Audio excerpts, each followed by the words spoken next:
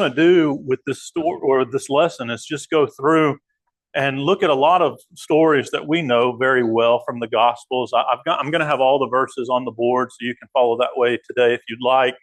Um, but it hit me a while back as I was going through some different stories that several stories use the same word for Jesus seeing. Jesus sees someone. He saw someone. And the word there, we'll put the definition up there in a minute, but it has the ideal of knowing something. You see it, and because you see it, you know it. You realize how something about it. And that word is used for us, for people in the Gospels as well. It's used just in general conversation. Somebody saw this, somebody saw that. But when Jesus sees something, it's another level. When Jesus sees, he understands on a level that's deeper than when we see. And it started standing out to me that I thought about this with different stories. And so I just wanted to put several of these stories side by side where you can think about how Jesus sees us, how he sees us as individuals, how he sees us as people, how he looks at our problems, how he looks at our challenges, how he looks at our failures, and he sees us. He sees us. He knows you in a way that nobody else does. And it's so powerful to reflect on that. So that's going to be the purpose of this lesson. To begin, though, I want to put this up.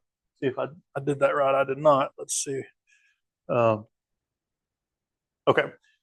Just for a starting place, this word that I've highlighted here, knows, is the same word. So as we're going through and the stories point out Jesus saw this person, Jesus saw that person. This is the same word. It's the same word where we're told in Matthew 6:8 that the Father sees, the Father knows what you need before you ask him. So just think about that. Like before you pray, before you hit your knees, before you start talking to God, God already sees what you need. He already knows. And that's why the translators put this word know in there, because in this context, it captures it. The point is that God knows what we need. He knows, he sees in a way that we can't even really understand. In Matthew 6, where he's describing the fact that we need to not worry, we need to not be anxious, he says, because your Father knows you need these things. He sees your needs. And that's going to be a big part of the lesson, is just reflecting on how God sees us. Of course, we're going to be looking at stories where Jesus saw people, which is not, that's the same thing. Jesus came to show us the Father. He came to help us see the Father, to help us know the Father. So when we see Jesus seeing and observing and realizing what this person needs and what that person needs, it's the same. He's showing us the Father. He's showing us how God feels toward each one of us as individuals. So just hopefully you can get on that train with me, and we can just look at several of these stories. So as we're going through, the word that I'm really keen in on, and this is going to be in 90-something% of our verses, is this word in yellow for Saul, which was the same word that we see here. He sees, he knows. That's the word we're really focusing in on. But a few stories use the word looked, and that's more of just the ideal of turning your gaze upon, to discern. And there's a little bit of a difference, but there's not a ton. And especially when you recognize that Jesus is the one doing the looking. If Jesus is the one doing the looking, if he's the one turning his gaze, then he knows. He knows. He sees on that level. And in fact, several of these stories, you can make the point, as we always do, that Jesus knew the situation before he ever physically saw it with his human eyes. God knows our situation even before it happens. And so we have to understand that. But we will kind of look at that a little bit when we get to it. But primarily thinking about this ideal, it's pronounced Ido, I believe, Ido, the fact that he knows it. And again, if I say I see something, because I see you, I know your problems, I see your problems, it's like, and you're like, yeah, sure, Sam gets it. But when Jesus says, I see you, God says, I see you, I know what you're struggling with, that registers on a whole nother level. And so think with me on that as we go through these stories. Wanted to start in Matthew 9. I tried to kind of put these things in piles where you could see certain themes developing, and I had a really hard time. So I'm just going to get started in Matthew 9. There's several uses of the word and three different distinct stories. But in Matthew 9, verse 1, Jesus is crossing over into his own city, it says in verse 1. And this is the story where the people bring the paralytic there in verse 2, lying on a bed. Jesus, it says, saw their faith.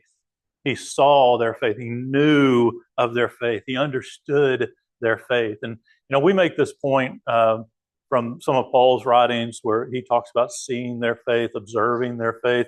And there he's observing the actions of their faith. I'm not sure exactly how this is meant, except that we know this word has a depth to it, which is I understand your faith through their actions. And also, as the next verse points out in verse 4, this is about the scribes themselves thinking, after Jesus says your sins are forgiven, they said, well, this man is blaspheming, but Jesus knew their thoughts. So this is not just him seeing something. Jesus is seeing into their hearts. He's seeing their thoughts. And so that can connect with him seeing the faith as well. He saw the faith of the friends in the actions, but he also saw the faith of their friends on a level that is deeper than that.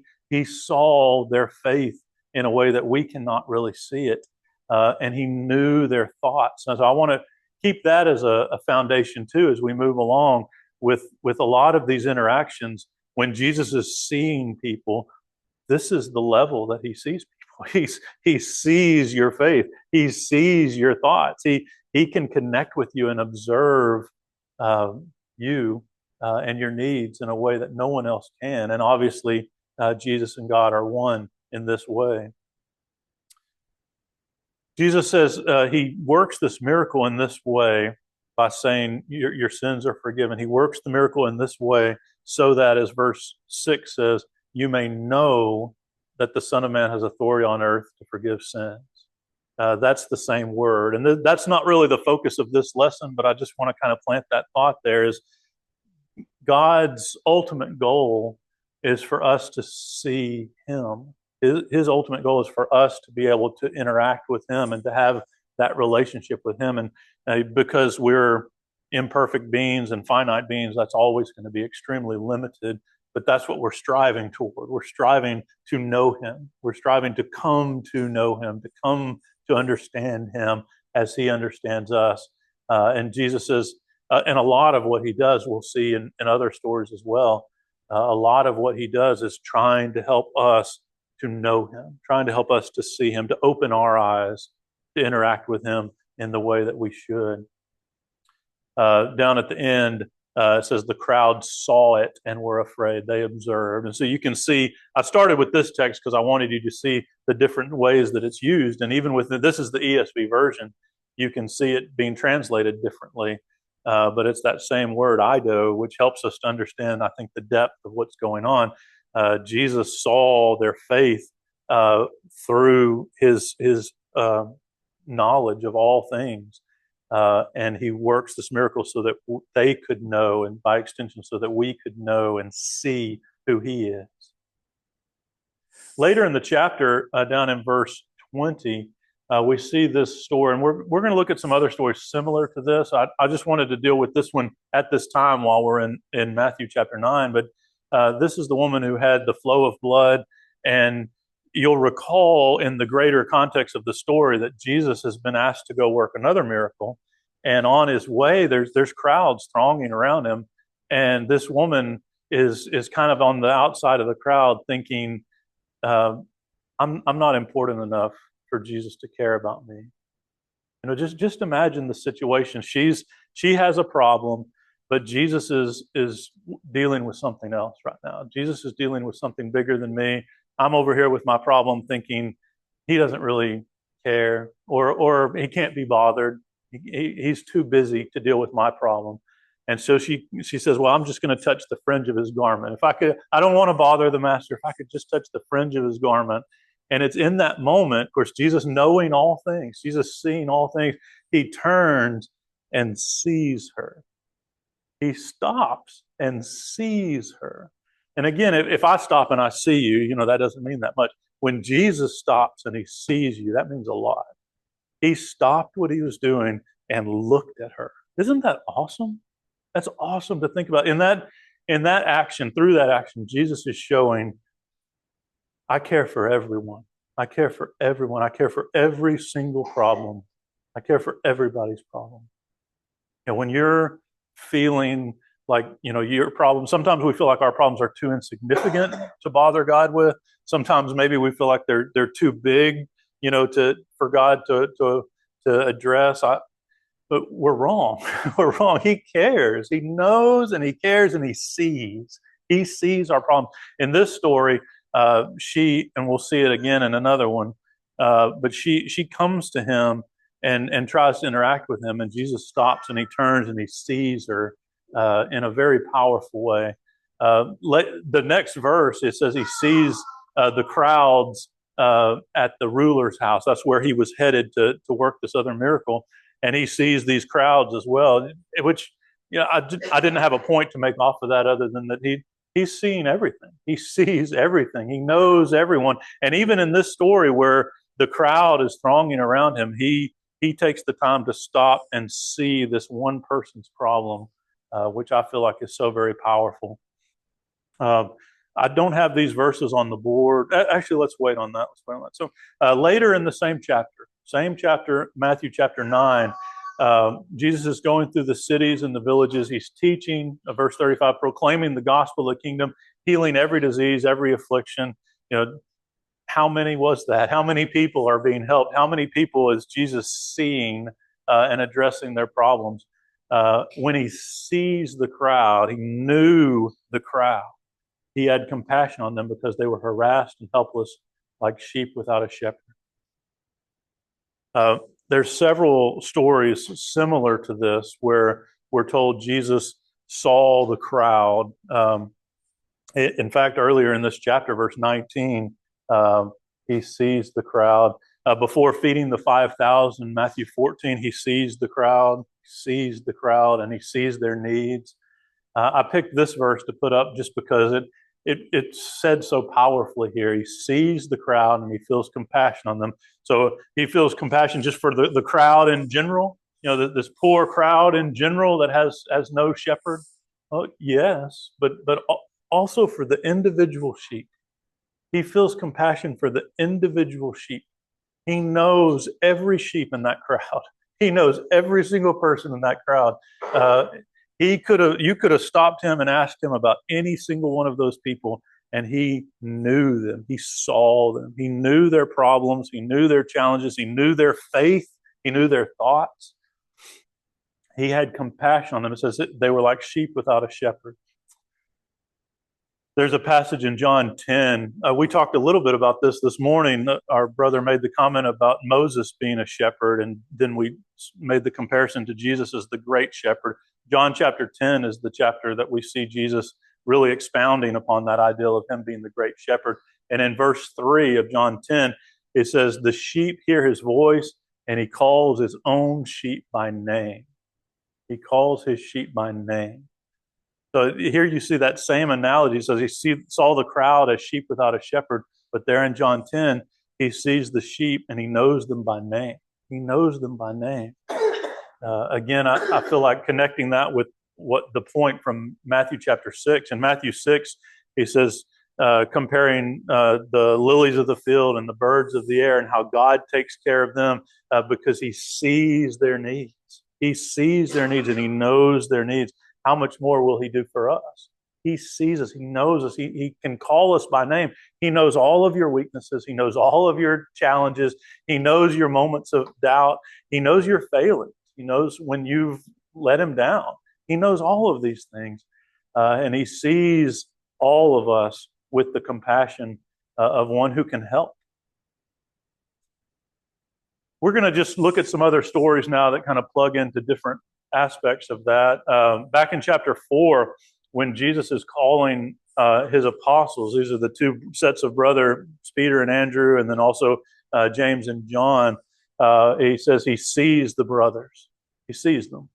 And again, reading that story, it doesn't sound like much. It's just he sees them the way I would see you in this room, the way you see me. But in thinking about who's doing the seeing here, think about this. He sees them and he knows their potential. What's going on here? He's choosing men to do a task for him. He's choosing men who will follow him, who will walk with him, and will be the people that he leans on to help get the church started there in Acts chapter 2. He saw their potential, and he called them because he saw their potential. I think that's powerful to reflect on, that God sees each of us in that way. He sees you. He knows what your potential is. He knows who you can be in the kingdom. He has, people sometimes overuse this idea. He has plans for you. I think that's true. He doesn't have, people use that well, he has a plan. He has some kind of specific plan. I'm not sure how exactly it works, but I know that God wants to use you. He wants to use you, and he sees potential in you, and he's calling you. He's calling you to come and make yourself fruitful in the kingdom. And knowing that Jesus sees us and sees the potential in us and believes in us and is calling us is a very powerful thought. In John's account, remember, first before this, Andrew was a disciple of John, and after John sees Jesus as, "Behold the Lamb of God," Andrew starts following him, and in that story, Jesus turns and looks on him. He turns and looks on Andrew, so you can see kind of the same idea. But Jesus saw through, and again saw the faith, saw the thought, saw the potential. A story also that reflects that is Nathanael's calling. This is really powerful. And Jesus sees Nathanael coming, and he says, "This man is a true Israelite, one you can trust." And Nathanael's amazed by this. "How do you know me?" And Jesus answered, "I saw you when you were under the fig tree." Like, before we ever met, before you were coming, I saw you. We don't know what was happening under the fig tree. Nathanael knows, and God knows what was happening under the fig tree. But it sounds like, because Jesus references it, sounds like, it was a special moment. It was a moment that maybe Nathanael was wrestling with something. Maybe Nathanael was dealing with something. But regardless, he was there, and Jesus knew it, and he saw him. "I saw you. I knew you. I knew everything about you while you were sitting under the fig tree." That's an amazing thing. Jesus says, "Do you believe just because I said I saw you? You're going to see greater things than these." I put that in a different color just because it's a different word altogether. But the idea there that Jesus, again, sees the potential, but he also sees us in private. He sees us when no one else is around. He sees us when we're wrestling with things that nobody else knows. He sees us in those moments too. That's a beautiful thing to remember. In Luke chapter 13, this is similar to the woman with the flow of blood. This woman it describes as disabling spirit for 18 years. She was bent over, couldn't fully straighten herself. She's in the synagogue. She's just there. She's just another person in the crowd. And Jesus sees her and calls her over to him. He sees her. He knows her needs, and he calls her over to him and frees her of her disability. This, like a lot of stories, ends up bringing some flack back on Jesus, because the rulers of the synagogue, it says in verse 14, they become indignant because he does this on the Sabbath day. They had seen her. She'd been there for 18 years. Of course, they couldn't do anything to help her, but they also didn't really care about her. Jesus cared. Jesus cared enough to do what he could for her, which is a beautiful thing. He describes her, verse 16, "Ought not this woman, a daughter of Abraham, whom Satan has bound for 18 years, be loosed from this bond?"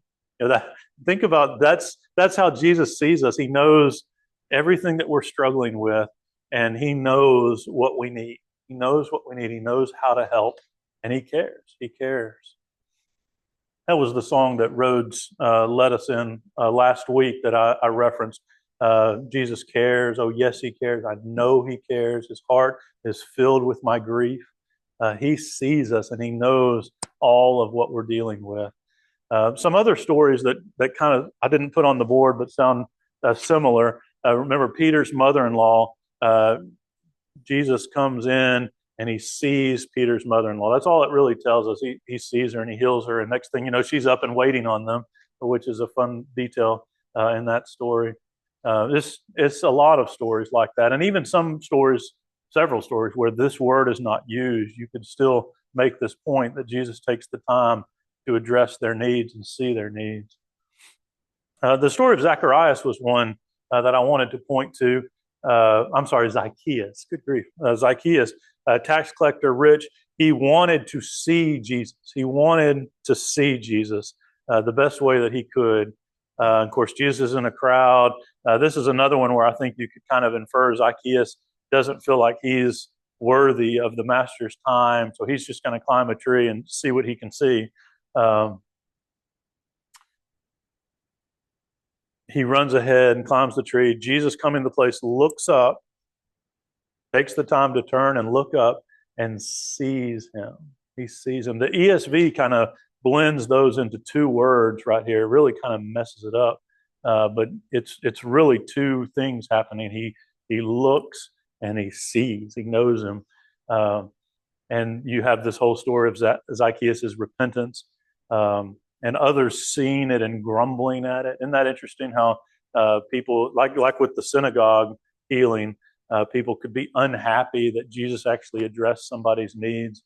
But think about Zacchaeus here. Think about with some of the other stories too, where Jesus takes the time to turn and to see and to show you that He knows what's going on. Here, Zacchaeus makes the effort to see Jesus. This is kind of an interesting angle. He makes the effort to see Jesus, and because he made the effort to see Jesus, Jesus in turn makes the effort to see him, which is a great thing for us to think about. If we will seek Jesus, he will reach out to us. This is the man, the lame man. Verse 5 describes blind and lame. He's laying next to the pool, where at times the pool would get stirred and people could be put in the waters and be healed. And there's a multitudes laying here, blind and lame and paralyzed. There's one here who had been invalid for 38 years. We got a lady who was, had this disability for 18 years. Now you have this man, 38 years invalid. How long had he been lying at this pool? We don't know, but long enough that he had lost hope. He had been here long enough that he had lost hope. Jesus sees him lying there, and think about the scene, because lots of people are lying there. He knows them all, and he knows the heart of this one. And he sees him lying there. He'd been there a long time, and says, "Do you want to be healed?" And you can hear the desperation in the man. He says, "I have no one to put me in the pool when the water is stirred. When I'm going down, another steps in before me." Jesus says, "Take up your bed and walk. Get up, take up your bed and walk." Jesus sees him. He takes the time to address his need. He knows all of these needs. Jesus helps. Jesus sees us and helps us when no one else can. He sees us when no one else does. When we're dealing with our problems for so long that everybody else has just moved on, Jesus still takes the time. Jesus still sees. Similar points about the man born blind. In John chapter 9, the man born blind, Jesus saw him and opened his eyes. He's the light of the world, it says down there in verse 5. Lots of thoughts off of that. So this story here in Mark 10, I've keyed in on the other word where Jesus turns and he looks. He looks. And this, you'll remember, is we call it the rich young ruler. Jesus tells him what he needs to do after he asks what he should do. And it says in verse 21, Jesus, looking at him, loved him. And he told him what he needed to hear. He looked at him and he loved him. And he said, "One thing you lack. Go and sell all you have, give to the poor. He looked at him and he loved him. It was interesting to me in Luke's account, Luke 18, it uses the other word. He saw him. In that text, it's after he has decided, where he goes away grieved. Remember, it says he goes away grieved. And in Luke's account, it says Jesus saw his grief. He saw his grief. But in this one, slightly different. Before the grief, it says he looked at him and he loved him and he told him what he needed to hear.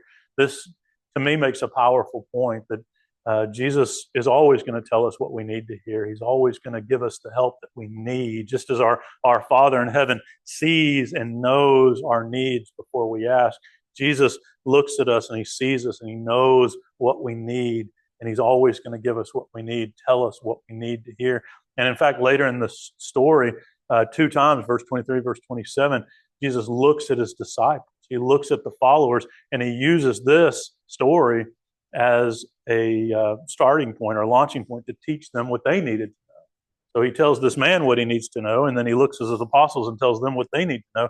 He's always using these things as teaching moments because he knows us and he knows exactly what we need to hear. I put this story in as slightly different. This is the story where he sees the fig tree. He knew the fig tree. Even the fig tree, he knew the fig tree. To me, it made a neat point because, God knows the numbers of the hairs of our head. He knows the lilies of the field. He knows the birds of the air. He knows all of this. And in this story, Jesus sees this fig tree and he decides to use it to teach a lesson. He decides to use this fig tree to teach a lesson.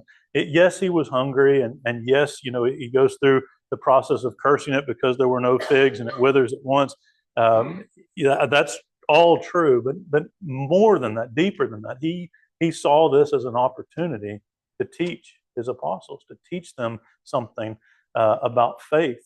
And I just think that's a neat thing to reflect on as we're going through life.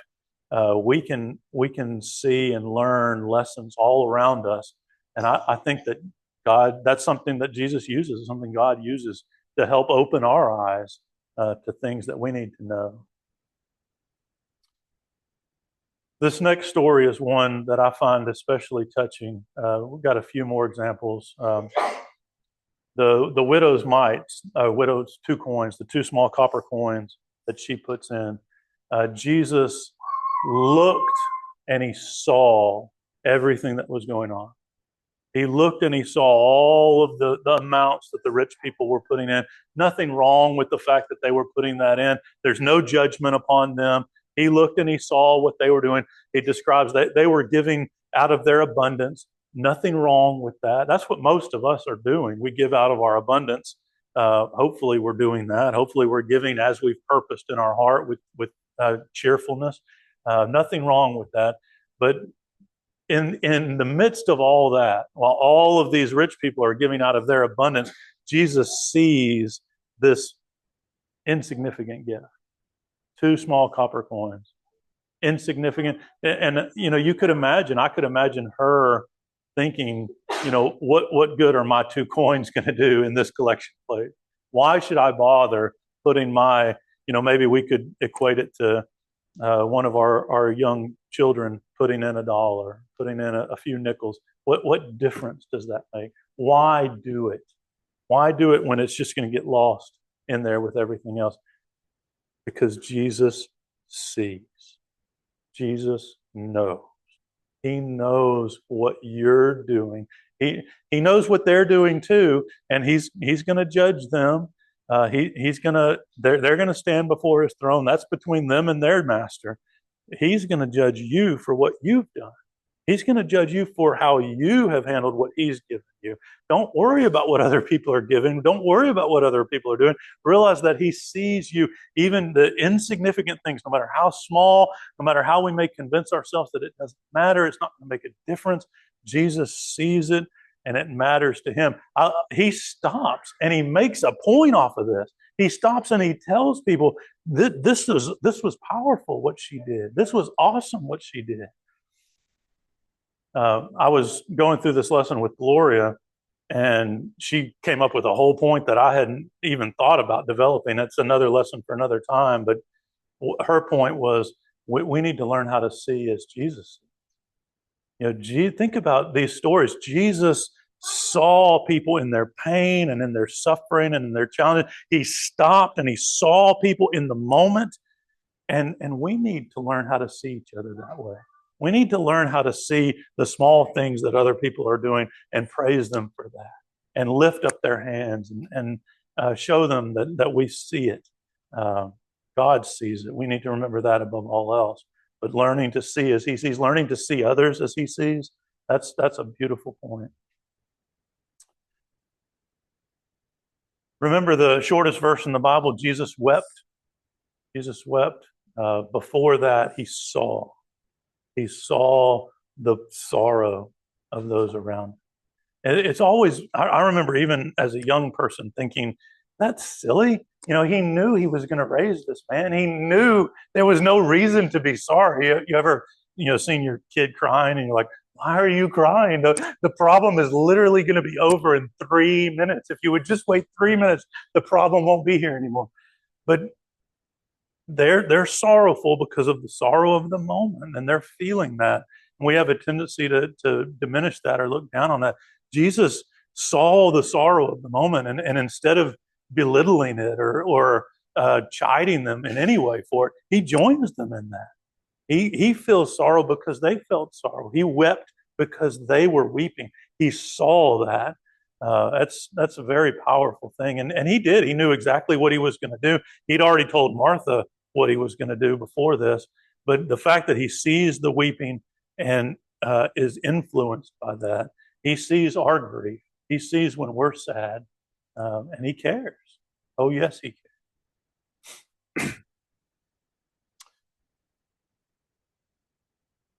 This is the story where Peter denies Jesus. And I wanted to get here. That's one reason I was looking at the other word, look, because we remember the way the story unfolds. Jesus had told Peter, you're going to deny me. And when it happened, after the third time, Jesus looked at him. He turned and he looked. And again, when Jesus looks at you, looks right through your soul, looks right into your heart. He knows your thoughts. He knows your faith. He knows your weaknesses.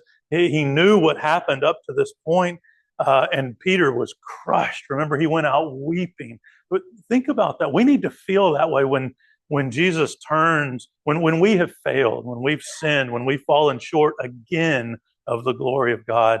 We need to think about that gaze of Jesus looking on us. Think about that gaze of Jesus looking at you, knowing your thoughts, knowing your failings, knowing what you just did. He knew the interactions. I highlighted these other words because the servant girl saw Peter, in the way that humans see one another. She saw him. And Peter, in denying it, verse 57 says, I do not know him. I do not see him. Now think about who's saying that. This was one who had walked with Jesus, one whom Jesus had seen the potential. Remember earlier, he saw the potential in Peter and he picked Peter. He saw him and he picked him, and they had been through so much together. And here Peter says, I don't see him. I don't know the man. That's that same word. And so when Jesus turns and looks at him, that just all hits Peter. And he knows that Jesus knows.